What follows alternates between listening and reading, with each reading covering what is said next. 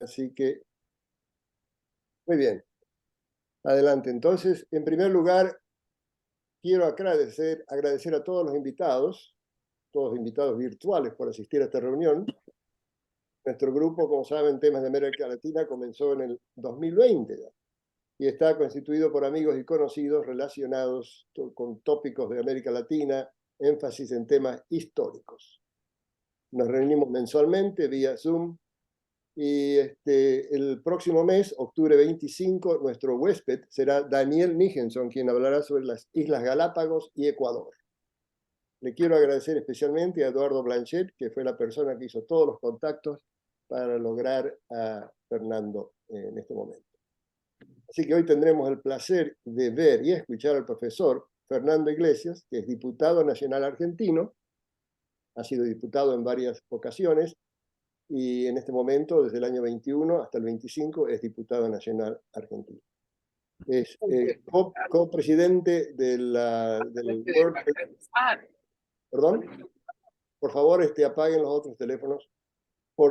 Copresidente del World Federalist Movement, presidente de la Comisión Mercosur de la Cámara Argentina de Diputados y director de la campaña por la Corte Penal Latinoamericana. Y antes de, si Eduardo quiere decir algo, así ya seguimos adelante con... No, ya explicamos suficientemente quién es Fernando y lo dejamos a él para que nos explique cómo está la cosa. Y si hay alguna pregunta, las dejamos para el final, así que prepárense. Bueno, adelante, Fernando. Mucho gusto. Hola, ¿cómo están? Primero, muchísimas gracias a Eduardo, que fue el que me invitó, y a Ovidio, que es el que dirige un poquito o tiene la coordinación del grupo. Gracias a todos ustedes por el interés. Es un gusto. Para nosotros, para los argentinos, yo casualmente, entre las muchas cosas que hago, estoy a cargo de Juntos por el Mundo, que es la organización de Juntos por el Cambio, que organiza a nuestros militantes o fans o votantes en el exterior, y ciertamente Florida se ha transformado en un punto de absoluta atracción para toda Latinoamérica y en particular para la Argentina, ¿no? El grupo más grande que tenemos está en Miami, pero también en los demás lugares, y la relación es permanente. Ayer casualmente falleció un amigo de la época del voleibol, y me enteré que dos amigos por dos lados diferentes que hacía mucho que no veía, pregunto dónde estaban. Bueno, uno está en Naples y el otro está en no sé dónde, en Florida, pero ya en cualquier momento pedimos que se incorporen como la provincia número 25 a la Argentina. Esperemos que lograr resistir acá la avanzada populista, y que en ese sentido la opción de emigrar siga siempre abierta. Yo he sido emigré, mi familia es una familia de emigrantes, mi mamá y mis cuatro abuelos vinieron de España. Yo mismo emigré, viví unos 8 años más o menos en Italia casi siempre, en España también, y conozco bien la experiencia, y es una experiencia fascinante, maravillosa, la de vivir afuera, que cambia para siempre la forma en que uno se percibe a sí mismo y percibe su propia cultura y a su propio país. Es también una experiencia dura, difícil, pero tiene que ser siempre una opción, tiene que ser siempre una posibilidad. Los jóvenes son cada vez más ciudadanos del mundo, viven conectados con todo el mundo y eligen su lugar de vida independientemente, pero eso tiene que ser una opción, y lamentablemente nuestro país se ha transformado casi en una necesidad, porque es un país que, así como en su momento fue un gran polo, un imán de atracción para la emigración de todo el mundo, hoy está los que vivimos como multimillonarios. El otro, este chico diciendo que a los únicos que les va bien es a los políticos. Yo conozco mucha gente que le va muy bien sin ser político en la Argentina, y a los políticos que les va muy bien, les va bien por malos motivos, ¿no? Yo el otro día me puse a hacer un cálculo, disculpe que empiece por acá, por estas anécdotas, pero a veces, si yo en todo un mandato no gasto un peso, es decir, no mantengo a mi familia, no como, no duermo, nada, guardo toda la plata, cuando termina mi mandato no me puedo comprar ni un departamento de 2 ambientes, con los 4 años de mandato. Ese es el nivel de enriquecimiento, ¿no? Es decir, obviamente, en un país, hoy dan el índice de pobreza, estamos en el 40%, arriba del 40%. Me permito recordar que con De la Rúa, a quien el peronismo volteó, estábamos en el 38,3%. En un país así, el sueldo de un diputado, la dieta de un diputado es un sueldo aceptable de un profesional que gana bien, pero el que se enriqueció con la política no lo sacó de la dieta seguramente, y hemos tenido en estas semanas varias demostraciones, en particular el caso Chocolate, que muestra uno de los focos más importantes de la corrupción política argentina, que es la legislatura de la provincia. Así que bueno, esperemos que los jueces vayan para adelante. Esperemos que el periodismo se deje de poner a todos en la misma bolsa, porque acá el culpable casualmente viene del peronismo, los que denunciaron cuando el juez no se ocupó, los que denunciamos y pedimos que la justicia avance para estos casos, en este caso, y que se extienda la investigación, fueron los de Juntos por el Cambio, pero el periodismo dice, bueno, que no sé, que denunciaron antes, que denunciaron tarde, que no sé qué, que somos todo lo mismo, y eso es una forma de la antipolítica que es el nudo del populismo, ¿no? Yo creo que el populismo en la Argentina tiene una raíz histórica que ahora voy a analizar brevemente, pero también tiene una práctica, y lo fundamental de la práctica que ha permitido que frente a los desastres que ha hecho un populismo supuestamente de izquierda, el peronismo kirchnerista durante 20 años, la alternativa que aparece ahora, a último momento, después de 20 años de lucha, porque hay muchos que pusimos el cuerpo, las denuncias penales, nuestro prestigio, la tranquilidad de nuestras familias para parar esta ofensiva. Bueno, ahora aparecen un grupo de chicos nuevos que son bienvenidos, con un tono de falta absoluta de respeto por los demás, y poniéndonos a todos en la misma bolsa. Y eso ha sido en gran parte porque yo creo que el periodismo es el que tiene más difusión, pero también los intelectuales, los académicos, los profesores, han caído en esta cosa de que somos todo lo mismo. Y la verdad que no somos lo mismo, con todos nuestros defectos. Están los que denunciamos y están los corruptos y los que denunciamos a los corruptos, básicamente, ¿no? Perdón, Y perdón, Fernando. sí, Podemos concentrarnos, por ejemplo, en lo que es el populismo y ahí entramos. Yo quería hacer esta pequeña afecta a introducción. otros países. Tenemos un grupo muy diverso acá. Sí, por eso es Por que arranco de la Latinoamérica. situación en Argentina para ir a la general. Sí, Ahí vamos. sí. Decía que uno de los núcleos básicos de la experiencia nuestra es esta, que me parece que son extensibles a los demás países. Primero, en general, un populismo que se presenta como de izquierda termina generando un populismo de derecha y viceversa. Esto es un fenómeno que lo hemos visto en todos lados, ¿no? En España, por ejemplo, aparece Podemos de un lado y del otro lado aparece Vox como reacción. En Estados Unidos es más leve porque la cultura democrática y liberal es más extendida, pero también hubo un poco, creo, de ese proceso, en el sentido de que, por ejemplo, la agenda woke, la agenda, el llevar adelante a ciertos extremos que me parecen exagerados, algunos temas de la agenda feminista y de igualdad, ha llevado también una reacción del otro lado. Y otro ejemplo muy claro también que nosotros tenemos es el de Italia, ¿no? Donde también hemos tenido un populismo muy fuerte con Cinque Stelle, ahora con el Partido Democrático, y que ha provocado una reacción con Fratelli d'Italia, el gobierno de Meloni, etc. Así que la experiencia argentina es muy interesante porque permite marcar esto. Una primera cosa es esa.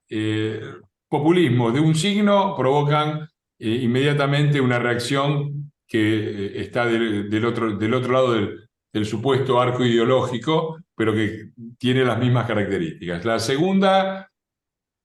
El segundo tema es esto, el rol fundamental que cumplen los medios de comunicación y las digamos, todo ese sector de profesores universitarios, de formadores de opinión en diferentes maneras, que muchas veces caen en una crítica exacerbada de los defectos reales que tiene la democracia y las dificultades que tiene, en nuestro caso, nuestro gobierno, que tuvo nuestro gobierno. Pero esto pasa en todo el mundo, ¿no? Hoy los gobiernos nacionales, yo creo que mi tema de estudio es la globalización. Y lo que veo en ese sentido es que la globalización ha creado un escenario en donde los grandes problemas globales ya no tienen soluciones nacionales y los gobiernos nacionales hacen un poco lo que pueden en una circunstancia adversa. 50 años atrás, los gobiernos nacionales tenían un control muy fuerte, no absoluto, pero muy fuerte del mercado interno, de las condiciones de trabajo internas. Los shocks externos existían, pero eran menores. Hoy los estados nacionales y las fronteras son porosas, los fenómenos globales pasan por arriba de los nacionales, si hay una crisis internacional nadie se queda afuera, es decir, y las capacidades de los gobiernos están claramente disminuidas, limitadas, ¿no? Entonces hay yo creo que este es el origen de la crisis de representación, y la crisis de representación es el origen del populismo, es decir, de gente que aprovecha del desprestigio de las instituciones y de los partidos tradicionales y del sistema político para para exagerar su incapacidad y para presentarse como una alternativa de afuera del sistema. Esto lo hemos visto en formas más o menos organizadas. Algunas veces arman un partido, Podemos, Vox en España, algunas veces copan un partido, creo que es un poco el fenómeno de Trump en el Partido Republicano, y es también un poco el fenómeno del peronismo, que ya tenía una base populista muy fuerte, pero que claramente un sector muy extremo como es el kirchnerismo se lo llevó puesto.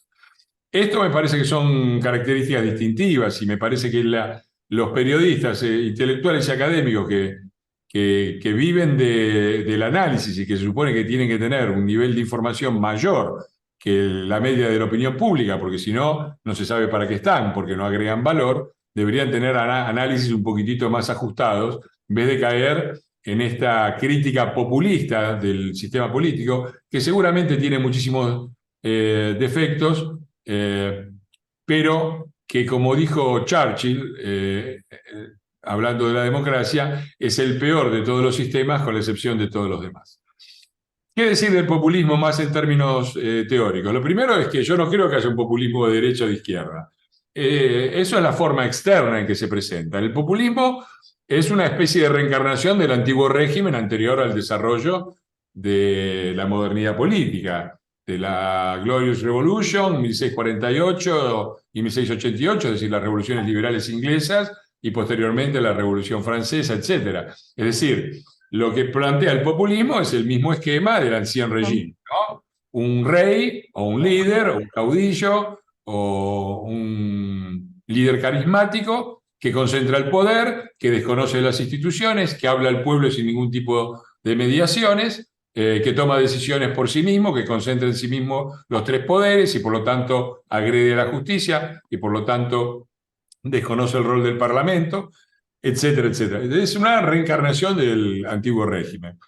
Y por lo tanto, la existencia de la izquierda y la derecha es posterior al antiguo régimen. Cuando existía el antiguo régimen era el antiguo régimen y del otro lado el liberalismo o las ideas modernizantes de cambiar a otro sistema. No había izquierda ni derecha. La izquierda y derecha nacieron dentro de la Asamblea Francesa, ¿no? Eran los partidarios de un cambio más rápido y más profundo y los que en cambio querían un cambio más moderado y más lento. Esas fueron las definiciones iniciales y tuvieron lugar dentro de un sistema político democrático. Lo que estoy diciendo es que si no hay parlamento, si no hay democracia, si no hay república, no hay izquierda y no hay derecha, hay populismo y antipopulismo. Por lo tanto, caracterizar a unos de izquierda y otros de derecha es esconder que detrás de las apariencias se esconde un núcleo que siempre tiende a lo mismo, ¿no? A la solución simple de problemas complejos, a las simplificaciones, al desconocimiento y a la erosión de las instituciones, a romper las instituciones para que el líder carismático, que son vistas como obstáculos al gobierno absoluto del líder carismático, es decir, a romper todo eso ese aparato institucional del cual los Estados Unidos han tenido un rol fundamental, ¿no? The Federalist Papers y esa desconfianza instintiva que tenían los padres fundadores por la concentración del poder, por la tiranía de las mayorías y la necesidad del check and balances, etcétera, etcétera. No los voy a aburrir con esto, que ustedes saben de este tema muchísimo más que yo. Quizás lo que puedo hacer como observaciones es esa. Populismo ni derecha ni izquierda. El populismo es un estadio previo a la organización parlamentaria y republicana destructiva. Es una forma política destructiva de la organización parlamentaria, republicana y democrática, y por lo tanto no merece ninguna denominación profunda. Es decir, todo eso es la superficie, la cáscara. Por dentro está más o menos lo mismo. Eso se demuestra con los pasajes entre derecha populista e izquierda populista son permanentes, empezando por el tío Benito Mussolini, que era un convencido maestro socialista hasta que se transformó en líder del fascismo. Y como eso hay muchos, los puntos de contacto son muy grandes porque son mayores que las diferencias. Otro punto que a mí me interesa señalar, y me parece que es fundamental, es que el populismo crece en esta situación de desequilibrio institucional. Tenemos, y acá hablo un poco como presidente del World Federalist Movement, es decir, nosotros creemos que la invención federalista, que es una invención originariamente americana, que es la invención de unos europeos que venían habituados a un Estado unitario y de repente se encontraron en un país inmenso.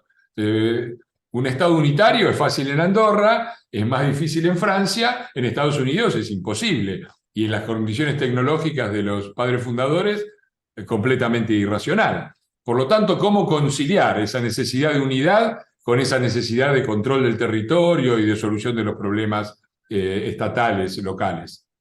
Bueno, con el federalismo, dejando que haya un nivel de gobierno que se ocupa de la organización y del poder a nivel provincial o estatal, en el caso de Estados Unidos, y otro que se encarga de los temas federales. Bueno, eso creo que está empezando. Esa lección de los Estados Unidos fue adoptado primero a nivel nacional por la Argentina, por Brasil y por muchos otros países. Después fue adoptado a nivel regional y casualmente tuvo un efecto pacificador enorme en Europa, ¿no? El federalismo europeo, la construcción de la Unión Europea, la creación de un gobierno federal europeo, aunque todavía no esté completo y aunque haya sido paulatina y aunque tenga muchas dificultades, también estableció un punto de quiebre extraordinario. Piensen en el siglo XX, lo que fue la Europa de la primera mitad del siglo XX, probablemente el peor lugar en el mundo para vivir, y lo que fue la Europa de la segunda mitad del siglo XX, probablemente, junto con Norteamérica,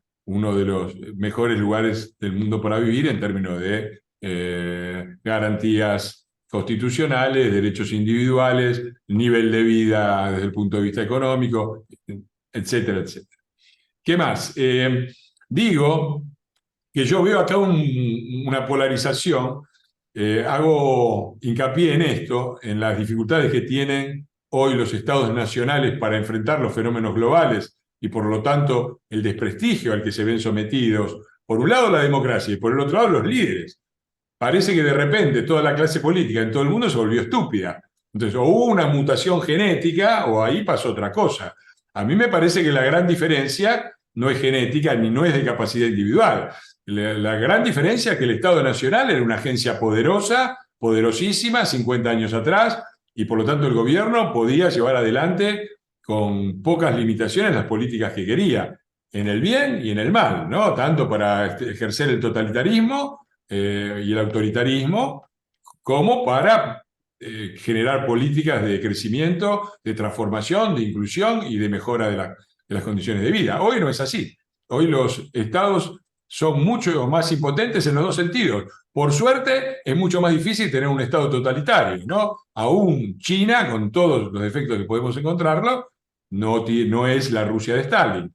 No es un genocidio en marcha permanente como era la Unión Soviética. Y por el otro lado, por el lado positivo, también la capacidad de intervención de los estados nacionales es relativamente... Vos estás en un país y de repente el de al lado provoca una crisis financiera y agarrate y andá a darles explicaciones a tus votantes de que vos hiciste bien y que el problema es el de al lado, ¿no? Es Eso lo hemos visto con la crisis financiera del 2008. Casi todos los países del mundo cambiaron de gobierno. Los que eran de derecha se hicieron de izquierda y los que eran de izquierda se hicieron de derecha. Y la capacidad de los gobiernos era tan poca que todo el mundo los criticó, les atribuyó los daños y ya está. Entonces hay un desprestigio muy grande de los liderazgos políticos, en mi entender injustificado. Cuando uno hace la reducción y entiende el escenario, entiende las dificultades, y por el otro lado un desprestigio muy grande de la democracia, y de ahí nace el populismo. Que es, además, y este es el punto que quería plantear, el populismo es la forma que adopta el nacionalismo.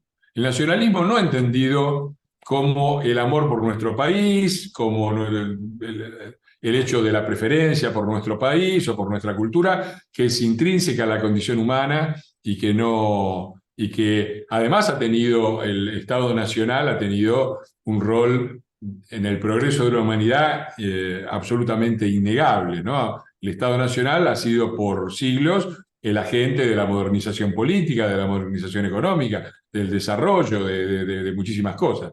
Ahora, sería tonto no registrar que a partir del inicio del siglo XX algo pasó, ¿no? Y el optimismo del siglo XIX terminó en una enorme tragedia. Y los que consumaron esas enormes tragedias no fueron las organizaciones políticas, fueron los estados nacionales. No fue el partido nazi, fue el Estado alemán, conducido por el partido nazi. Entonces ahí se estableció un carácter nuevo y ambiguo del nacionalismo, donde por un lado podía seguir siendo el agente del desarrollo, un agente, digamos, del bien, pero también podía ser el desencadenante de enormes fuerzas del mal a través del genocidio, la guerra, etc. Creo que estamos en un escenario de este tipo, y que hoy el nacionalismo, entendido, no, repito, como amor por lo propio, sino como odio hacia lo ajeno, tendencia al aislamiento, al conflicto, idea de que se tienen que priorizar absolutamente los intereses de mi propio país por encima de los intereses generales, eso es un gran problema a resolver. ¿Que resolvieron los padres fundadores a través de Federalist Papers, ¿no? Los Hamilton, Madison, Jay? Hay una solución. Yo creo que el esquema federal tiene que empezar a aplicarse progresivamente a nivel mundial para tratar las grandes crisis globales y para que tengamos formas de resolución. Volvemos a necesitar que sea, porque ¿cuál era la idea del Estado federal para los federalistas estadounidenses? Era que se necesitaba una representación de los intereses comunes y que los intereses comunes de todos los Estados Unidos deberían prevalecer respetando las autonomías estatales por encima de los intereses de cada uno de los estados. Bueno, ese problema que se resuelve a nivel nacional a partir de la creación de los Estados Unidos, que a nivel regional se resuelve, entre comillas, a partir de la creación de la Unión Europea, creo que empieza a ser un problema de escala global. ¿Qué vamos a hacer con el cambio climático? ¿Qué vamos a hacer con los impactos de la inteligencia artificial, que van a ser probablemente el escenario más disruptivo de los próximos años? ¿Qué vamos a hacer para regular las grandes migraciones globales, para enfrentar el problema de la desnuclearización? Hoy tenemos, durante mucho tiempo se nos dijo que el armamento nuclear era una garantía de paz porque la mutual deterrence o algo así, se decía, perdón por mi inglés, aseguraba la paz. Bueno, ahora yo creo que si Putin no tuviera atrás un arsenal nuclear ya hubiera sido derrotado, aplastado y devastado. Y si algo lo mantiene vivo es que todo el mundo tiene miedo a meter las manos por miedo a la represalia nuclear. Bueno, el tema de la desnuclearización es un tema pendiente, es un tema serio. Y ni que hablar de inteligencia artificial, ¿no? Yo ahí enuncio mi teoría, que es la teoría de Heróstrato. Heróstrato era un pastor griego que estaba preocupado por la muerte y quería pasar a la inmortalidad. Entonces, como no tenía ningún talento especial, lo que hizo fue prenderle fuego al templo de Artemisa, que era el templo más lindo de la civilización griega. Y pasó, estamos hablando de Heróstrato, pasó a la inmortalidad. Por supuesto, lo agarraron, lo colgaron y la autoridad, creo que no sé qué estructura tenía, creo que era el rey, estableció pena de muerte para los que mencionaran a Heróstrato, para que Heróstrato no pudiera ser recordado. Y acá estamos hablando de él. Bueno, ustedes imagínense si la expansión del poder que ChatGPT y las formas de inteligencia artificial general prometen no tiene límites. Eso significa que la capacidad tecnológica de construir artefactos de alto impacto o tecnologías o estrategias de alto impacto destructivo va a estar en manos de todos los seres humanos, o por lo menos se va a ampliar. Digo, ya tenemos un loco, el coreanito que tiene la bomba atómica, ¿no? Y que en cualquier momento dependemos de él para que cause una cosa de altísimo impacto. Bueno, hoy, ¿cuántos son los que tienen eso? Bueno, 5 personas en el mundo, 5 países en el mundo. Bueno, si hoy son 5 y no le ponemos freno, van a ser 10, van a ser 20, van a ser 40, hasta que llegue el eróstrato nuestro. Probablemente puede ser un Estado, pero puede ser también una organización terrorista. Puede ser un loquito suelto, un científico suelto con delirios erostráticos de inmortalidad. ¿Quién lo sabe?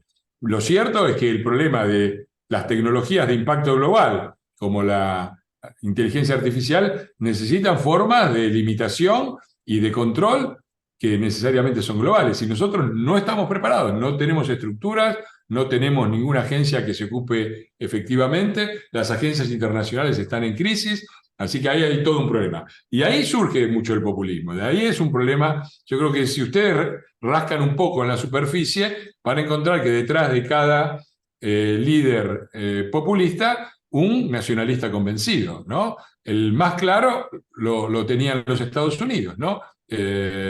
Let's make America great again, o algo así, ¿no? Hagamos de nuevo grande América. En Francia se dice prioridad a los franceses.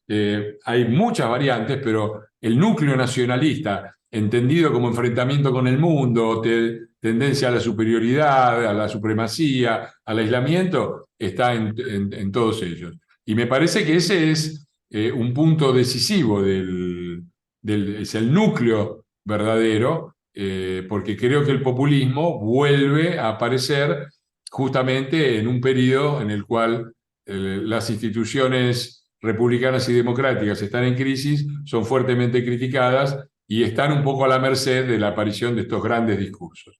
Cierro con Argentina.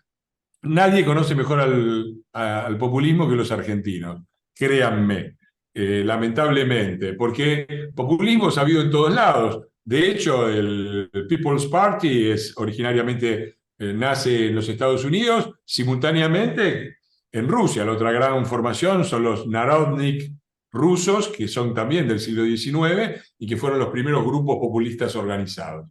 Pero los argentinos tenemos, y si uno analiza un poco, bueno, los fascistas, Hitler y Mussolini eran claramente, se reconocen perfectamente en la rama del populismo, y Stalin también. Stalin también era fuertemente un líder populista y nacionalista, ¿no? Arrancó encabezando una supuesta revolución internacionalista y era el comisario de las nacionalidades del bolchevismo y terminó siendo el padrecito de la patria rusa y un líder populista tradicional en la Unión Soviética. Pero los argentinos, estos populismos tan virósicos y tan potentes, causaron su propia derrota con el desastre, ¿no? Hitler y Mussolini fueron 20 años de historia terribles, pero se acabaron.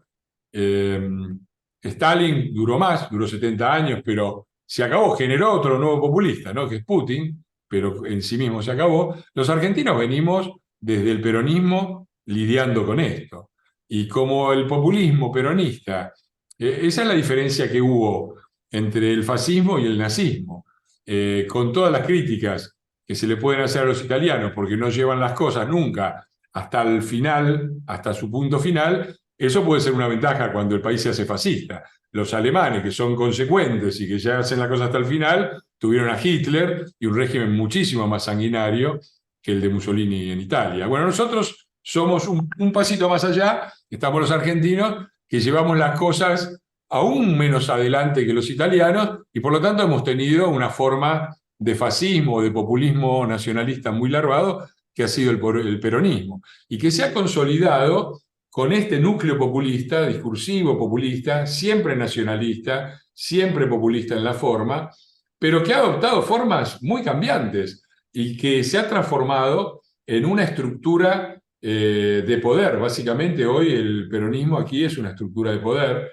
Lo digo como futura evolución de populismos en otros lados, porque era claro que en los años 40, 50, donde en el mundo todavía estaba la onda del populismo nacionalista autoritario de derecha, fascismo, si lo quieren llamar así, que había ya decaído con la derrota en Europa, pero que acá llegó más tarde y se encarnó más tarde con un gobierno que dio un golpe de Estado, un gobierno no, un ejército que dio un golpe de Estado para evitar que la Argentina entrara en guerra del lado de los aliados y que después generó al peronismo. En esa época el peronismo era claramente nacionalista de derecha, populista, autoritario de derecha, semifascista, llamémoslo como quieran. Pero después tuvo un montón de mutaciones, ¿no? En los años 70, cuando en Sudamérica y en Latinoamérica la onda era la Revolución Cubana, tuvo expresiones de izquierda extrema, los montoneros, y que soñaban transformar a Perón en una especie de Fidel Castro ante la resistencia evidente del general. Y después pasaron por muchas etapas. En los años 80, que fueron los años de la socialdemocracia, el peronismo era socialdemócrata con Cafiero. En los 90, que en el mundo había neoliberalismo, eran neoliberales con Menem. Y en el siglo XXI, cuando en Latinoamérica se puso de moda el chavismo, bueno, fuimos también chavistas con los Kirchner. Así que es muy interesante ver la plasticidad que tiene el populismo, y esto confirma mi análisis de entrada, de que el populismo no es de derecha ni de izquierda, es populismo, y termina generando un aparato de poder cuyo objetivo no es ir para la derecha ni para la izquierda ni para ningún lado. El objetivo es mantenerse en el poder lo más largo que se pueda, eternamente, si es posible, concentrar el poder y disfrutar de sus beneficios. En ese camino, digo que la Argentina es una experiencia única, porque el populismo ha destruido mucho y muy fuerte en todos los países donde ha llegado a consolidarse, pero en la Argentina, para usar la frase de Vargas Llosa, transformó un país que era del primer mundo en un país del tercero. Y no estoy hablando, lo digo bien concreto, en 1945, 17 de octubre de 1945, fecha fundacional del peronismo, la Argentina era todavía el octavo país más rico del mundo. El octavo país más rico del mundo. Tenía un sistema de educación y de salud y de legislación social que era lejos el mejor de Latinoamérica, quizás solo comparable a Uruguay, quizás, pero muy superior al resto de Latinoamérica, mucho mejor que la absoluta mayoría de los países europeos. La Argentina, y desde el punto de vista económico, ni hablar. Yo ahí lo analizo en un libro que se llama Los días más felices, tomando la frase del peronismo. Los días más felices siempre fueron peronistas. Es cierto, duraron 3 o 4 años con Perón, con Menem y con los Kirchner, y después fue el acabose. Estamos viviendo un acabose en la Argentina derivado de los días más felices. Hicieron lo de siempre. Perón asume en 1946 con reservas en el Banco Central que alcanzaban para 5 años de importaciones. Sin necesidad de exportar, la Argentina podía importar durante 5 años con las reservas del Banco Central. Récord histórico en la Argentina, nunca se llegó de nuevo ni a la mitad del porcentaje del PBI que representaba en ese momento, que era más del 20%. Ahí tenemos una discusión con López Murphy, él dice 25, yo digo 21, pero bueno, es una discusión técnica. A la Argentina le debía plata a las potencias del mundo. Perón compra los ferrocarriles ingleses con la plata que nos debían los ingleses sin poner un peso, porque las potencias nos debían dinero por nuestras exportaciones durante la guerra. El nivel de inflación había sido de 1900 a 1945 del 1,6% anual, promedio durante 45 años. Y el último default en que había entrado la Argentina había sido en 1890. Todo esto en 1945. Antes de 1950, o sea, duró 3-4 años de los días más felices, gran fiesta, mejoraron todos los salarios, todo el mundo se compró la casa, qué sé yo. antes de 1950, en 1948, 49 y 50, pasaron las siguientes cosas. Las reservas cayeron de 5 años a 5 meses, la Argentina no pudo hacer frente a sus compromisos y declaró un default, el primero en 60 años, de reservas récords a default en menos de 5 años. La inflación, que había estado en el 1,6% promedio anual, llegó al 50% anual. Y todo lo que y el régimen de la Argentina bucólica, agropecuaria, que así la describían ellos, y que es una enorme falsedad. Durante el periodo de la Argentina bucólica, agropecuaria, del modelo agroexportador, la industria, no la economía, la industria crecía promedio de 50 años al 5,5% anual. Promedio de 50 años en la Argentina bucólica. Y después con Perón cayó al 4,6% y después no terminó nunca de caer, ¿no? Con el régimen de sustitución de importaciones. Bueno, cierro. Nosotros tenemos una gran experiencia en el populismo porque lo vivimos todos los días, porque sufrimos sus consecuencias, porque este populismo de baja intensidad con respecto al fascismo o al estalinismo o al castrismo o al chavismo, que es el peronismo en la Argentina, tiene el inconveniente de que tarda mucho más en generar reacciones adversas y hoy tenemos una oportunidad, veremos qué es lo que pasa en las elecciones, esperemos no saltar de un populismo de izquierda a uno de derecha y Dios nos libre y nos guarde, porque por ahora 60% del electorado argentino en las PASO, que son diferentes a las elecciones verdaderas, votaron por opciones populistas. Así que estamos complicados, la vamos a pelear los que estemos acá y esperamos que esta experiencia sea importante para toda Latinoamérica. Seguramente Argentina no es un país indiferente y del lado en que esté el próximo gobierno en el 2024 va a mover la balanza en Latinoamérica a favor del futuro, de una construcción republicana, institucional, de países abiertos al mundo, normales o no. Gracias y perdón por la extensión. Una presentación excelente, Fernando, te agradezco. Y ahora vamos a tomar preguntas de los oyentes. A ver si alguien... Alejandro, adelante. Alejandro es chileno, para información, vive acá en Estados Unidos y va a hacer una pregunta. En mute. Adelante. Hola, muchas gracias, Fernando. Extraordinaria la presentación. Y perdóname, pero soy chileno. Oye, tengo dos observaciones que creo que están relacionadas. En una tú dijiste que como explicación de por qué hay tanto populismo, que hay periodistas, intelectuales y profesores que como que fomentan esto, eso es lo que te entendí. Lo otro que me pregunto yo creo que no hay otro país en América Latina que tenga la calidad de gente que tienen los argentinos en el sentido de educación, del nivel de educación, de la calidad de la educación. Yo conozco médicos, abogados, ingenieros argentinos que son extraordinariamente bien educados. Y además entiendo que la educación es gratis. O sea, que el que quiere llegar a ser un buen profesional podría llegar. Y si tienen un país con tan buena educación, ¿cómo es posible que ese país vote continuamente por los Perón, los Kirchner y por el que viene ahora, que es peor? Pero es porque todos los argentinos educados, los más educados, están afuera, es por eso. O sea, nosotros sacamos, yo estoy a cargo de Juntos por el Mundo, que es la organización política de argentinos en el exterior de Juntos por el Cambio. Nosotros, sistemáticamente, en las elecciones en el exterior sacamos el 80% de los votos. ¿Sabés dónde saca el 80% de los votos el peronismo? Matanzas. ¿En qué distrito? Matanzas. En las cárceles. Sí. En las cárceles. En las cárceles el 80% vota por el peronismo.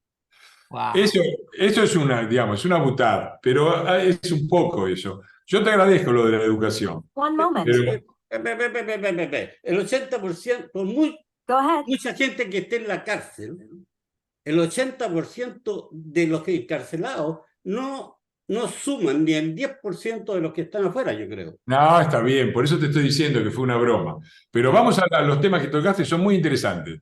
Primero, la educación. Efectivamente, los dos grandes padres fundadores de la Argentina moderna, con todo el respeto para el general San Martín, para mí es un héroe secundario. Los fundadores de la Argentina moderna son Alberdi y Sarmiento.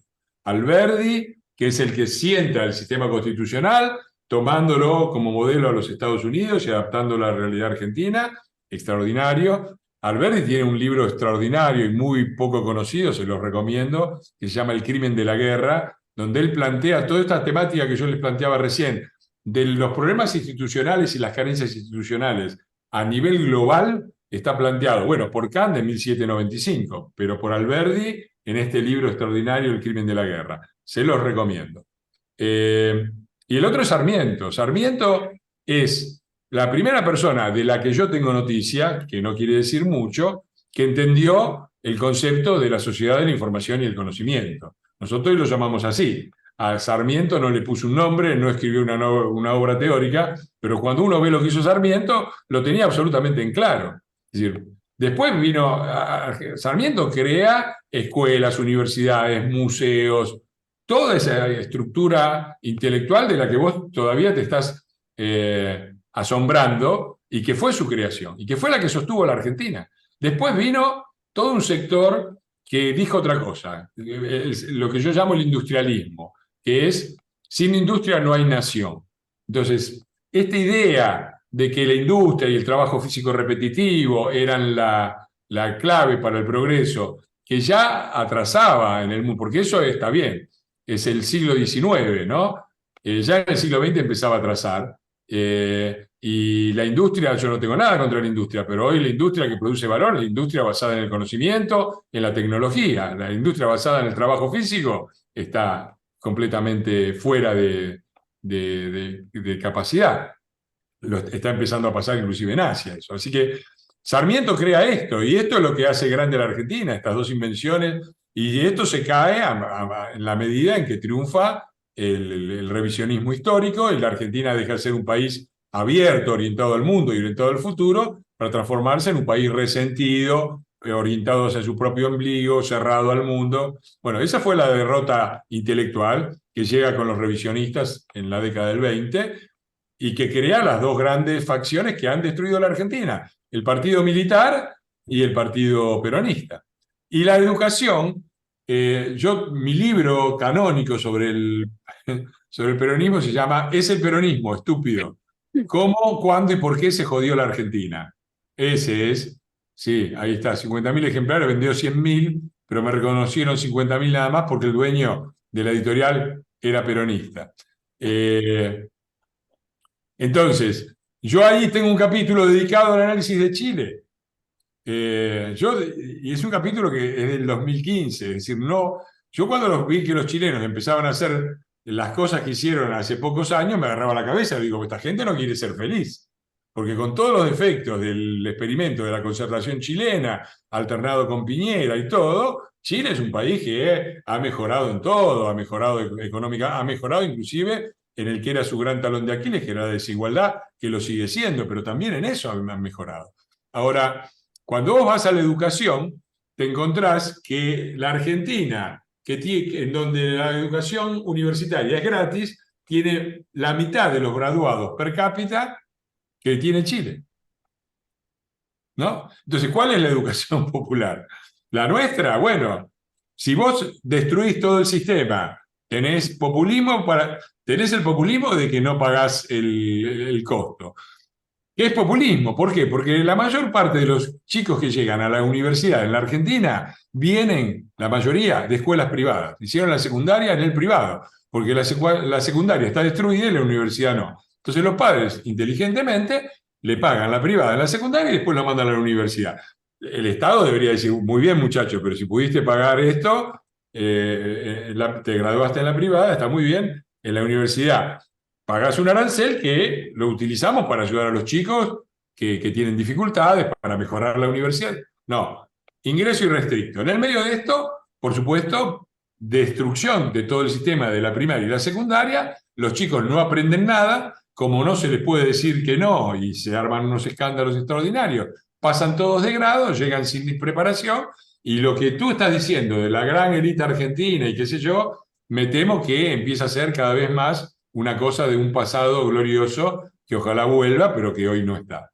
Entonces, ese es el gran problema. Y el otro gran problema que tenemos es que aún esos recursos que hemos generado con esfuerzo, ¿no?, se nos van. Hoy se nos está yendo. Si vos ves la inmigración en Argentina, te agarrás la cabeza. Con todo el respeto para los inmigrantes de los países limítrofes, nos llega mano de obra de muy baja capacidad a habitar en condiciones muy precarias en la periferia, en las villas miserias, y se nos van los chicos que mejor formados. Entonces, ahí hay otro problema central. Desde luego, yo vengo escribiendo sobre la economía del conocimiento desde el año 2002. Mi libro del 2002 está en inglés, todavía no logré publicarlo, se llama 10 Global Laws on Globalization, y plantea justamente la economía del conocimiento, lo que llamo los Kitsy Factors. Hoy, no importa si la forma del producto, la idea de la distinción entre economía primaria, secundaria y terciaria, entendida como agropecuaria, industrial y de servicios, es obsoleta. Cualquier producto, sea un servicio, un grano de soja, o un poroto de soja, o un bulón, o un automóvil, tiene 6 componentes fundamentales que son los que le dan valor: knowledge, information, diversity, communication, innovation and subjectivity. Esos 6 elementos, si vos agarrás un iPhone, ¿sí?, la parte industrial sale de Mekong, vale 10% del valor. El 90%, y ya ahí sale con conocimiento incorporado, porque se necesita tecnología. Pero a partir de ahí todo lo demás es marketing, la manzanita, el Apple Store y todo lo demás. Yo le saco todo eso, el mismo teléfono con la misma performance técnica vale la mitad. Entonces, ahí hay una economía del conocimiento. Y los argentinos, fruto de Sarmiento todavía, hemos creado grandes ¿cómo se llaman? Por Dios, dinosaurios, iba a decir. Unicornios digitales, y hemos tenido la precaución de expulsarlos, porque el dueño de Mercado Pago se mudó a Uruguay porque le enchufaron 3% de bienes personales de un año para otro, por la solidaridad, la pandemia y no sé qué. El tipo pagó el 3%, se cruzó a Uruguay y ahora paga impuestos en Uruguay mucho más bajos. Bueno, tenemos esa habilidad de crear los unicornios y de echarlos, las dos cosas. Esperemos darlos. Vamos a seguir con otra pregunta. A ver, Sí. veo a Luis Guarda que levanta la mano. Adelante, Luis. Sí, yo quería hacer 2 comentarios y una pregunta. El problema de la educación creo que es un problema global porque se ve en todas partes del mundo, pasa aquí en Estados Unidos también, en Chile también la educación es un desastre.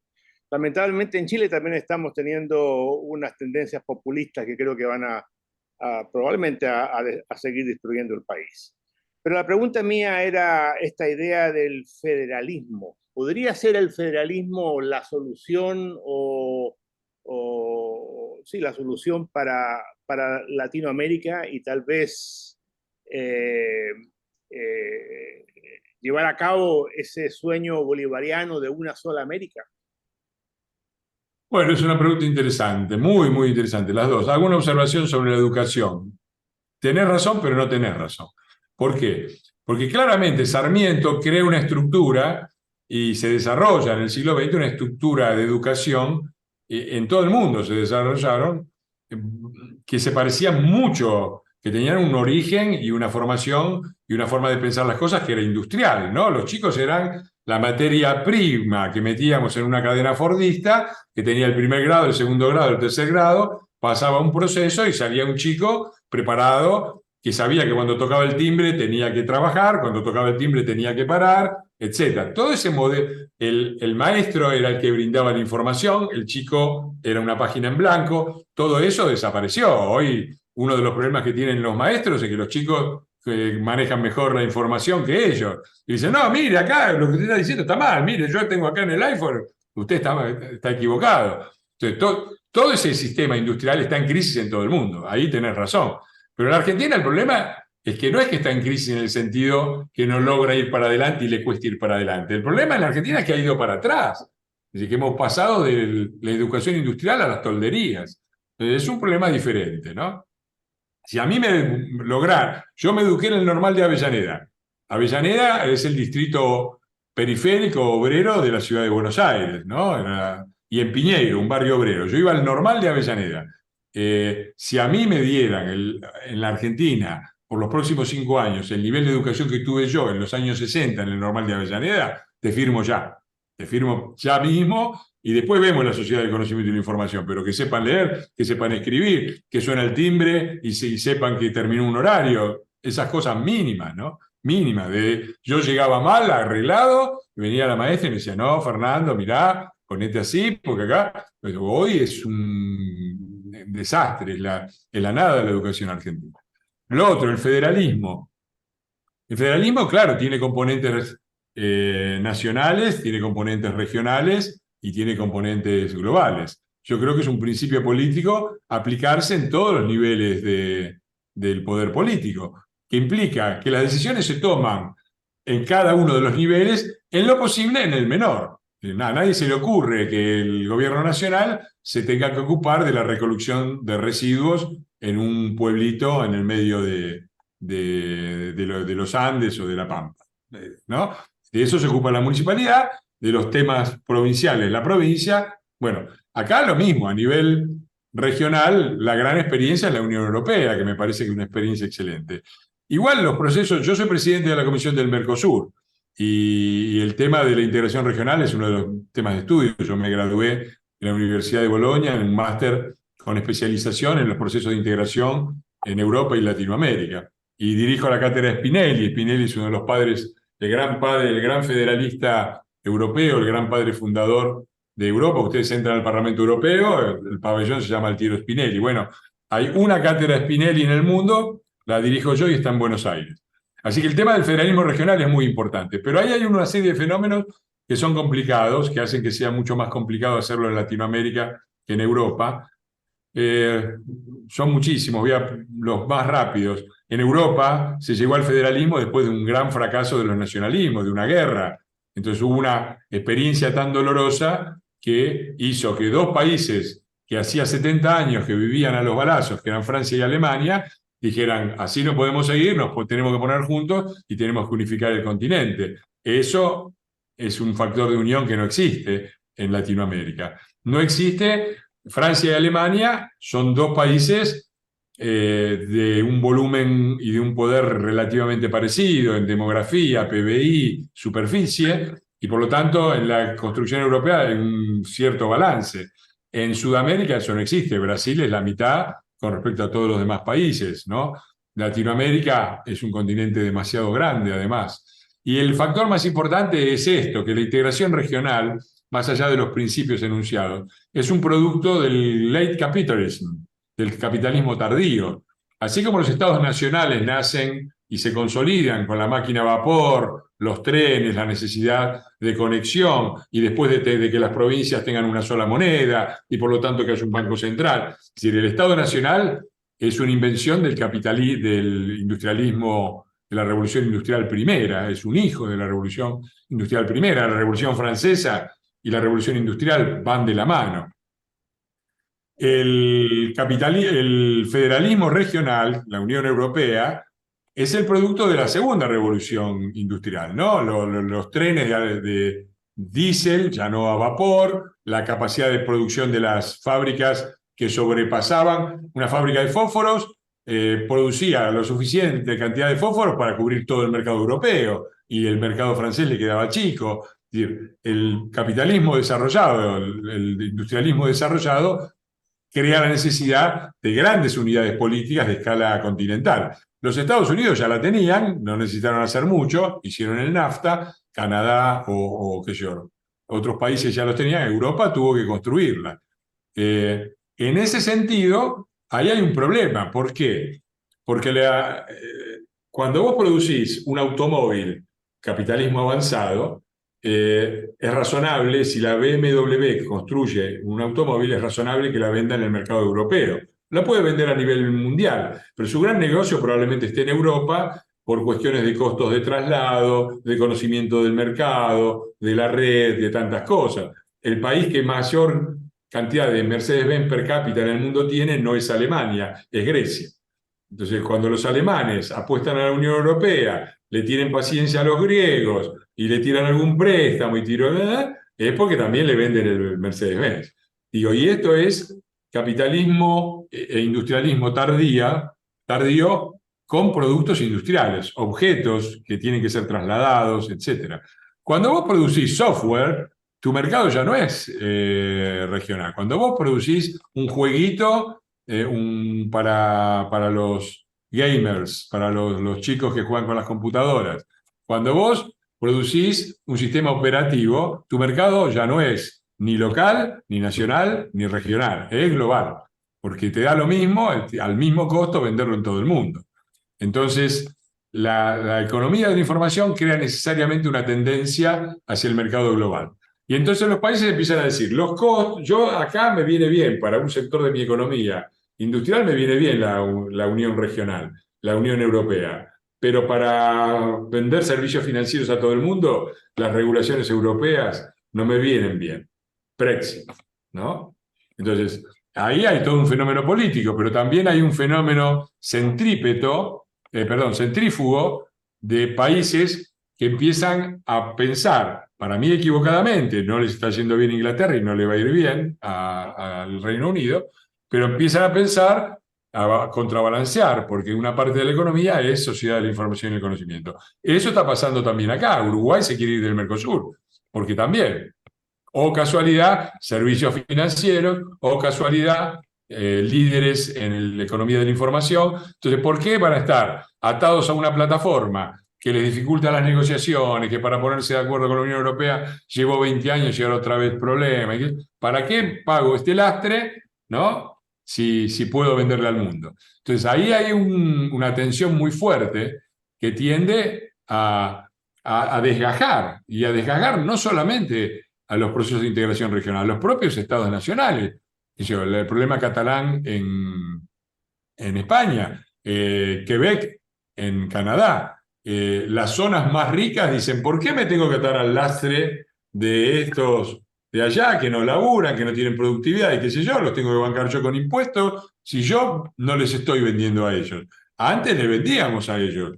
Producíamos, no sé, en el centro de la Argentina producíamos automóviles que se vendían en toda la Argentina. Por lo tanto, nos interesaba que en Jujuy hubiera capacidad de compra. Hoy le vendemos al mundo. ¿Y para qué? ¿Por qué tenemos que pagar los impuestos que pagan los jujeños? Estoy reduciendo la cuestión a sus términos mínimos y por supuesto que no adhiero a nada de lo que estoy diciendo. Digo que este es el razonamiento que empieza a predominar y eso pasa una cosa que por un lado la globalización se la ve como una tendencia hacia la generalización y la universalización, pero también rompe al Estado Nacional por arriba, porque lo hace impotente frente a los fenómenos globales, pero lo rompe también por abajo, porque le creas tendencias divisionistas dentro de su propia unidad. Y eso se aplica... Fernando, perdón, vamos a seguir con Sí. otra pregunta, si te damos oportunidad. Dale.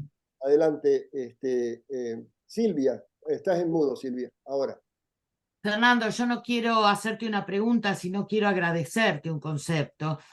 Que nosotros, como te comenté, fuimos 22 años representantes de la Argentina en el mundo. Y la pregunta más difícil que siempre nos hicieron y que nunca pudimos contestar era si el peronismo era de derecha o era de izquierda. Y la verdad es que nosotros, yo misma no lo entendía, porque con el concepto de ellos de que son un movimiento, cabe todo. Entonces puede entrar la derecha, extrema derecha, puede entrar la izquierda, extrema izquierda, y cuando les conviene son un centro democrático. Entonces, para alguien que tiene que representar inclusive gobiernos con los que no está de acuerdo, y que fue por lo que terminamos renunciando a la carrera, ya en los 3/4 de carrera, por una cuestión de principios, porque realmente no te podés mirar al espejo. Nosotros tenemos 4 hijos que me gusta que me miren con un cierto respeto. Entonces, el tema era ese, y vos lo explicaste tan brillantemente que si nosotros en el año 80, que nos tocó representar en la Unión Soviética, hubiéramos sabido esto, porque no, el concepto de populismo es más moderno, o sea, no teníamos herramientas para explicarnos nosotros mismos qué es el peronismo. Y ahora, bueno, somos parte del estúpido nosotros, que no sabíamos bien qué explicarlo. Todos estamos incluidos en ese. Sí, sí, es una broma. Pero bueno, el concepto como vos lo explicaste es brillante, lo voy a usar permanentemente como una muletilla porque esa es la razón. Mira, ese es el problema que tienen para leer el peronismo desde los Estados Unidos y desde Europa. Se meten en la realidad argentina con un mapa del subte de Manhattan y están en el medio de la selva amazónica. Entonces, ¿viste? No encuentran las estaciones, es un poco así. Lamentablemente el mundo se está un poco peronizando en el sentido de que justamente esta erosión de las instituciones causada por este contraste, este desequilibrio enorme entre una economía y una tecnoeconomía global y un sistema político, territorial y nacional. Este equilibrio enorme causa tensiones disruptivas y aparecen fenómenos populistas muy similares al peronismo y que algunos, como Podemos, reivindican el peronismo en todo el mundo. Ahora, yo cuando miro la política, lo pienso también, nosotros tenemos mucho a pensar, nosotros los seres humanos somos animales, mamíferos, y por lo tanto vivimos en el espacio.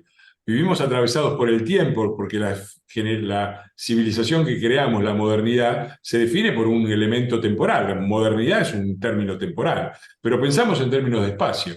Entonces tendemos a pensar espacio, todo en términos de espacio, la derecha y la izquierda. Yo creo que hay 2 ejes más para entender la política que son fundamentales y que me gustaría plantear. Uno es el eje temporal, que tiene 3 puntas. Así como uno tiene la derecha, el centro y la izquierda, el eje temporal tiene los reaccionarios, que son los que prefieren el pasado, los conservadores, que son los que prefieren el presente, y los progresistas, que es lo que prefieren el futuro y miran al futuro. Y eso no tiene una connotación de derecha e izquierda, porque se puede mirar al futuro de diferentes maneras. Hay conservadores de derecha y de izquierda, de hecho, los populistas que se dicen de izquierda son conservadores de izquierda. ¿No? Mejor dicho, son reaccionarios de izquierda porque quieren volver al antiguo régimen.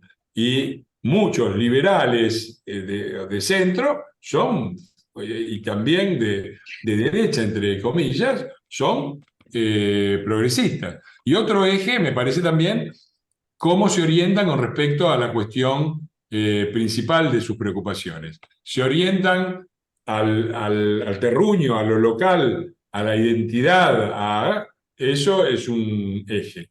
En el otro extremo están, bueno, lo dijo Steve Bannon, ¿no? Acá el problema, dijo Steve Bannon, son los globalistas o los patriotas, entendiendo por patriotas, que es un término más simpático, a los nacionalistas, ¿no? Los nacionalistas venían a ser Trump y Putin y todos los populistas, básicamente, ¿no? Y yo estoy completamente de acuerdo con él, completamente de acuerdo, obviamente, del otro lado. Él está por los valores de la identidad, de la localía, del nacionalismo, que también a veces son subnacionalistas, como los catalanes, ¿no?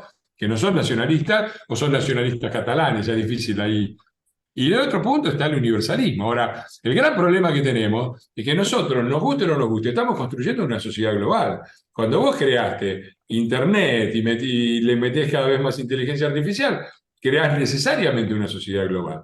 Entonces, tenés una tecnoeconomía global y una política atascada en el nivel nacional que a lo sumo dio un paso hacia lo internacional al final de la guerra con las Naciones Unidas, la Unión Europea, la Corte Penal Internacional, pero hay un desequilibrio muy evidente. Y hay 2 grandes propuestas para entenderlo. Están los nacionalistas populistas que dicen la globalización es mala, salgamos del euro, America First, lo que ustedes quieran poner, y por lo tanto lo que proponen es volver a nacionalizar la economía y la sociedad. Operación imposible, porque la economía, la base es tecnológica y la base tecnológica se va a seguir desarrollando y podemos detener la globalización desde el punto de vista político, pero no desde el punto de vista tecnológico y económico. Lo que podemos hacer es romperla, ¿no? El primer gran antiglobalizador fue Hitler, ¿no? Ein Volk, ein Land, ein Führer. Un territorio, un país, un jefe. ¿No? El nazismo, yo lo explico, como una reacción furiosa contra la globalización, encarnada y ahí Hitler tiene buena razón, lo dice críticamente, yo lo digo reivindicatoriamente, los grandes agentes de la globalización fueron los judíos, claramente se destacaron, porque eran un pueblo sin territorio, no tenían patria, no tenían dónde estar y por lo tanto se dedicaron a lo que se podían dedicar. No podían entrar en el ejército, no podían poseer tierra, se dedicaron al comercio, a las finanzas, a la política, al arte, a todo eso. Y esas son las acusaciones que les hace Hitler. Y a la medicina. A la medicina, a las ciencias, a todo. A ver, los judíos muy racionalmente se ¿puedo hacer un par de preguntas? a todas las actividades que podían hacer si tenían que escaparse de un programa, ¿no? Si se venían muchachos, había que salir corriendo. Era mejor no ser propietario de tierra y no tener una industria. Era mejor ser médico, era mejor ser artista, era mejor ser otra cosa, banquero, financiero. Y esas son las... Ustedes fíjense que Hitler, el nazismo acusa a los judíos de cosas contradictorias. Dicen, son comunistas y son banqueros. Y tenía razón, porque en el movimiento comunista, empezando por Trotsky, eran brillantes los judíos. Nos guste o no nos guste, eran brillantes. Y en el sector financiero, ni hablar, también. Y les decían, son el pueblo sin patria, ¿no? El pueblo sin territorio. Bueno, todas estas acusaciones responden a eso. El nazismo fue una reacción extrema, populista, nacionalista, a los primeros procesos globales, que efectivamente tenía razón Hitler también en que la globalización iba a acabar con Alemania. Hoy, Einland, Alemania era un territorio, un gobierno y un jefe. Hoy no es ni un territorio. Si uno va a Alemania está lleno de turcos, ¿no? Está todo mucho más mezclado que antes. No es un gobierno no es un gobierno tampoco y ni tiene un jefe desde el punto de vista en que lo concebía Hitler. Hoy Angela Merkel, las autoridades alemanas actuales, todos tienen que compartir todo con la Unión Europea por un lado y con las provincias por el otro. Esa concentración del poder típicamente nacionalista en Hitler o en el líder explotó. Tenía razón, él vio perfectamente la amenaza. Por supuesto que la reacción que tuvo es deplorable, horrible, condenable. Si no puedo, elijan el adjetivo más terrible y se lo aplican y se quedan cortos. Pero no careció de racionalidad, fue una racionalidad perversa. Y ojo, porque en el fondo ese proceso y esa reacción que sufrió la Unión Europea, que sufrió Europa hasta llegar a la Unión Europea y que tuvo esas características destructivas a inicios del siglo XX, es lo que estamos enfrentando a inicios del siglo XXI a escala global. Y empezamos a ver las mismas cosas. De a poquitito empezamos a ver otra vez la erosión, el pesimismo cultural, la erosión de las instituciones democráticas, la aparición de líderes mesiánicos, las soluciones fáciles, los chivos expiatorios, todo el repertorio empieza de a poquitito a aparecer. ¿Hasta dónde va a llegar? Fernando, vamos a tomar otra pregunta. Daniel, ¿está en el auto? Y vamos cerrando porque me tengo que ir. Bueno, a ver, una pregunta ahí, Daniel, estás en el auto, adelante. Fernando, ¿me oyes? ¿Me escuchas? Perfectamente. Muy linda tu charla. Realmente como diputado hablas con mucha labia, como se decía en el pasado. Como te has dado cuenta, es de un grupo multinacional. Yo te hablo como argentino, que hace 55 años dejó Argentina y que vive en Estados Unidos, en Connecticut. Soy un Connecticut Yankee. Y te quiero decir primero que te he seguido desde lejos tu actividad valiente en la Cámara de Diputados, has sido capaz de investigar corrupciones y de elevar tu voz ante la injusticia, y sos un ejemplo a seguir, y realmente mi admiración por ti. Número uno. Un Número elogio dos, completamente exagerado, que son los que más me gustan. Muchas bueno, gracias. espérate que ahora viene lo peor. Número dos, no estoy completamente de acuerdo con ciertos de tus comentarios. Como mendocino soy muy sanmartiniano, y San Martín, ya sea su figura o la inventada, es un Cincinnato sudamericano que merece respeto, cariño y admiración, porque se desprendió de todo lo mundanal y se mudó a Francia y pasó los últimos 30 años de su vida en Francia, lejos de la Argentina. Yo te quiero hacer dos preguntas rápidas, como cirujano. La primera, algo de interés personal. Sé que ha habido mucha corrupción con las vacunas, tanto con la Sputnik como con la Pfizer. Y no he leído mucho más al respecto, y sé que sos el campeón de las investigaciones de corrupción. Y número dos, ¿cómo podés participar en un partido político cuya candidata a presidente ha sido una guerrillera montonera en los años que yo estaba en la Facultad de Medicina y me rompía mis sesos y mi trabajo como interno, como residente, como etcétera, y no estaba poniendo bombas en las calles, sino tratando de aprender a salvar vidas? Perdón, no representa apoyo a tus otros opositores, que pienso también que son de muy poco valía, y tampoco, desafortunadamente, la mayoría de la población argentina considero que es deshonesta, chorra, evade impuestos. Y toda mi vida, yo nací en el 46, he visto la declinación del país por una cierta actitud cultural de no pagar préstamos, de defraudar a gente, de pensar de que uno es superior.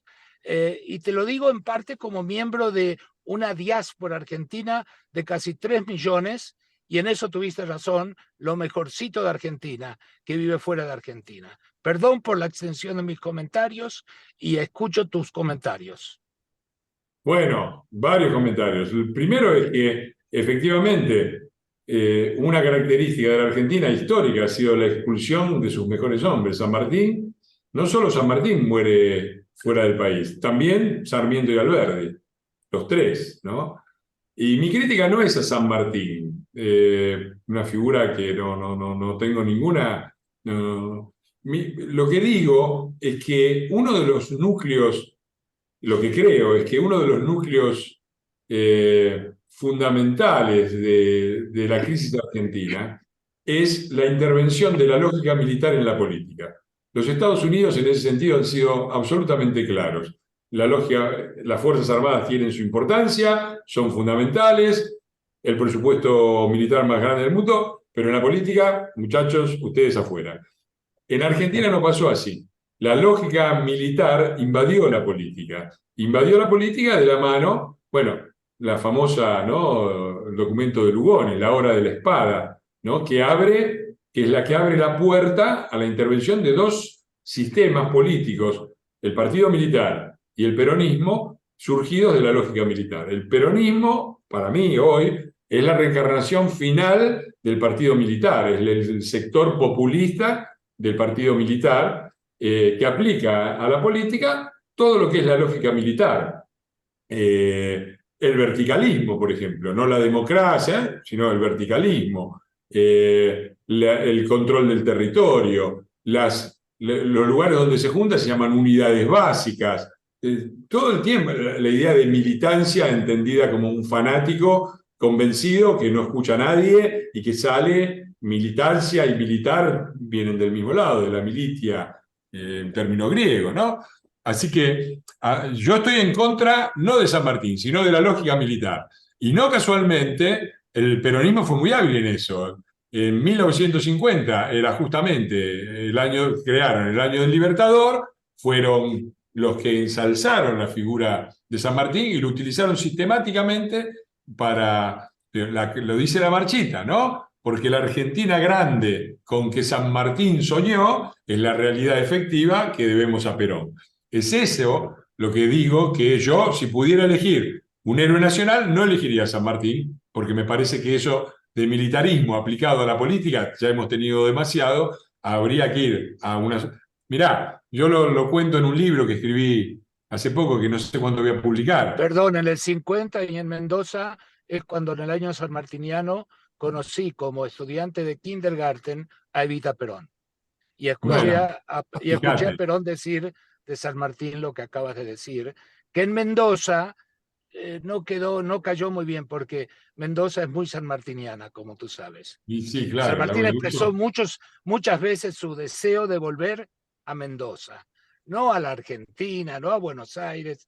Él quería su finca en Barrancas, pero era un gran padre, un gran esposo y un gran sudamericano. Salvando San Martín, el problema del militarismo ha impregnado toda la cultura argentina. Yo en mi libro cuento que cuando me mudé a Italia, una cosa que me llamaba la atención mucho fueron los nombres de las calles. Vi a Leonardo da Vinci, vi a Cimarosa, eran todos nombres de músicos, nombres de artistas, nombres de lugares, ¿no? Avenida de los Eucaliptos, todo así. En Argentina todo era militar.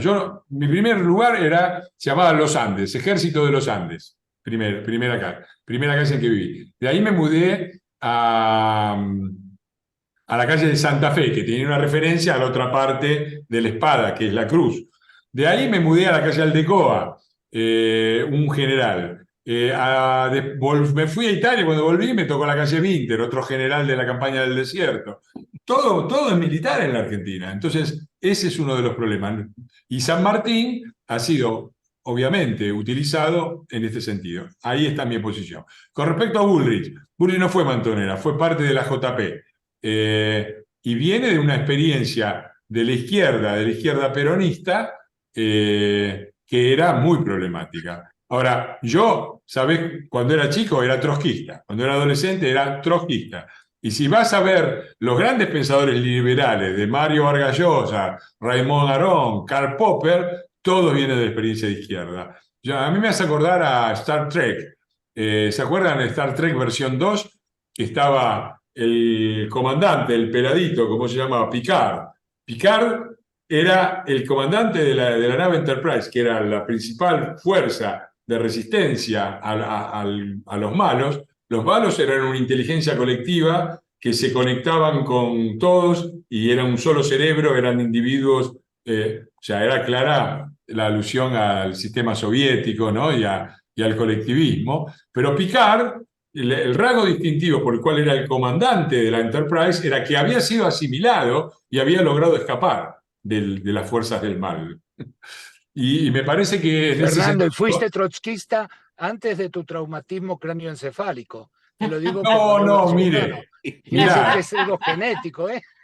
No. Perdón, como es que mi familia, mirá, yo en Avellaneda, la mitad de mi familia era peronista franquista, y los abuelos. Hoy ve. Y los hijos eran todos del Partido Comunista. Yo no tenía, el liberalismo no existía en Avellaneda. ¿Yo dónde me iba a meter? Por cierto, ¿sabes que Sarmiento era un gran antisemita? ¿Sabías que Sarmiento fue un gran antisemita? Bueno, quiere decir que todo el mundo es gris, no es blanco y negro. Perdón por tu Sarmiento.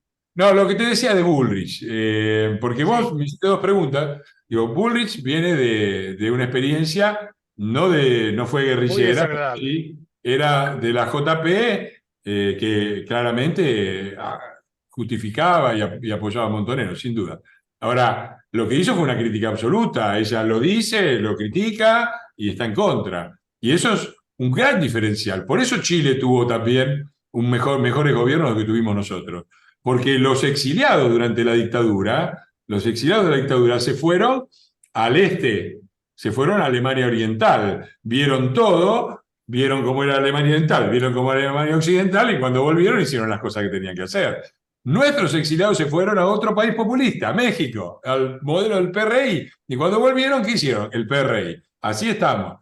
Y Bullrich, vos me preguntabas por la Pfizer, la denuncia de la Pfizer la hace Patricia, la que va a los canales de televisión y dice: pararon 13 millones de vacunas Pfizer, las rechazaron para ser negociados con Sigman, AstraZeneca y con los rusos. La que dijo eso en televisión fue Patricia. Y se comió, tiene todavía un juicio del canalla de Alberto Fernández, presidente de la Nación, por 90 millones de pesos por haber hecho esa denuncia. Pero fue esa denuncia la que hizo que el gobierno tuviera que recular y admitir las vacunas Pfizer, lo que salvó a miles de vidas. Por eso yo estoy con Patricia, reivindico a Patricia. Los argentinos que me están escuchando, por favor voten, y si pueden, voten a Patricia. Fernando, ¿tienes alguna pregunta más o no tienes tiempo? Última, dale. A ver, ¿quién hace la última pregunta? Jaime desde Miami. Estás en mudo, Jaime. Ahora sí, adelante, Jaime. Pregunta rapidísima. ¿Puede haber populismo sin nacionalismo? Puede haber de todo, en la viña del Señor hay de todo, pero es raro. Es raro que estas dos cosas no confluyan. En la Argentina, por ejemplo, estamos viviendo este fenómeno desde Chico Milei, que es una cosa rara, porque es el típico, entre comillas, liberal argentino, que entiende el liberalismo por el lado de la economía, y ni siquiera es liberal, porque es anarcocapitalista, digamos todo, ¿no? Porque abolir el Banco Central no es de liberales, ¿no? Probablemente Roca se agarraría la cabeza, pero, o el propio Alberdi. Pero tienen esta mezcla de liberalismo económico y a veces extremo, porque van hasta al límite del anarcocapitalismo, pero desde el punto de vista político son muy conservadores y muy nacionalistas. Es raro, puede haberlo, pero es raro. En general, yo creo que el núcleo central que causa el populismo, como lo expliqué, ¿no? La crisis que vivió Europa, ¿no? ¿Por qué Europa vivió esa crisis y no otros continentes? ¿Por qué las dos guerras mundiales se desarrollan en Europa? Porque la crisis es una consecuencia de una economía que tiende a la globalización y a la extensión, mientras la política tiende a la restricción. ¿Dónde era más fuerte el proceso económico y el desarrollo económico que tendía al industrialismo tardío, a trenes cada vez más rápidos, más ferrovías, Banco Central? ¿Quién necesitaba un mercado cada vez más grande? ¿En dónde? Y en Europa, que eran las fuerzas más modernizadas, el país o el continente más modernizado. Quizás en esa época se empezaba a competir los Estados Unidos, pero Estados Unidos estaba unificado, por eso no hubo necesidad de ninguna guerra para establecer un mercado estadounidense. En Europa sí. Entonces, el nazismo es el primer intento de Unión Europea, un intento manum militari, abominable, terrible, genocida, pero un intento de unificar Europa bajo el régimen alemán. ¿Por qué? Porque la economía exigía eso. ¿Y cuál era el continente que tenía las unidades políticas más pequeñas del mundo?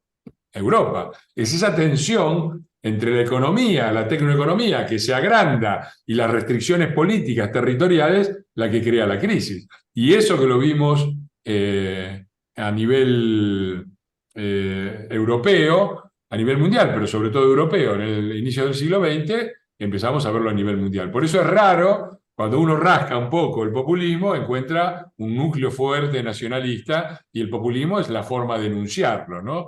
Es más bien el modo, la forma, que también es importante, no digo que no tenga valor, pero el núcleo es nacionalista. Por lo tanto, populismos que en el fondo no sean nacionalistas, bueno, veamos, qué sé yo, esperemos no pasar por la desgraciada experiencia de que nos gobierne Milei, pero vamos a ver qué hace cuando llegue al gobierno. Muchas gracias, Fernando. Fantástica la presentación. Y bueno, te deseamos buena suerte en la parte de política. Bueno, muchísimas gracias. Eduardo quería decir algo. A ver, Eduardo, para... No, yo quería que, ya lo dijiste de alguna manera, que hicieras una pequeña reflexión sobre qué es esta aparición de Milei dentro de tu esquema de populismo. Y es la reacción populista de derecha a un fenómeno populista de izquierda, todo entre comillas, ¿no?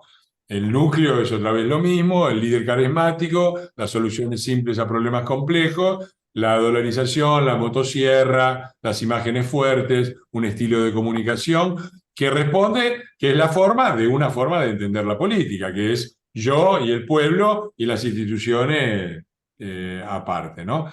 Eso, creer que en la Argentina, el problema que ha tenido la Argentina ha sido, una de las mejores frases sobre el peronismo y sobre el populismo la dice Alperindongui, uno de los mejores historiadores. Dice, el peronismo no fue fascismo, y lo dice en el sentido de que nunca logró constituir un régimen plenamente fascista, porque siempre lo pararon, siempre quiso eso, pero siempre lo detuvieron, ahora también con los Kirchner. Dice, el peronismo nunca fue completamente fascista, pero fue un intento de reforma, un intento exitoso de reforma fascista de la vida política argentina. Y eso está muy vivo. Por eso, cuando buscamos una alternativa al populismo, la alternativa que nos sale es populista. Hasta ahora veníamos zafando y en esta parece que por diferentes motivos que no viene al caso analizar, apareció este liderazgo. ¿Cómo va a terminar? Yo no sé. Este chico tiene un destino de fracaso muy evidente. Hay que ver si logra arrastrar el país a ese fracaso.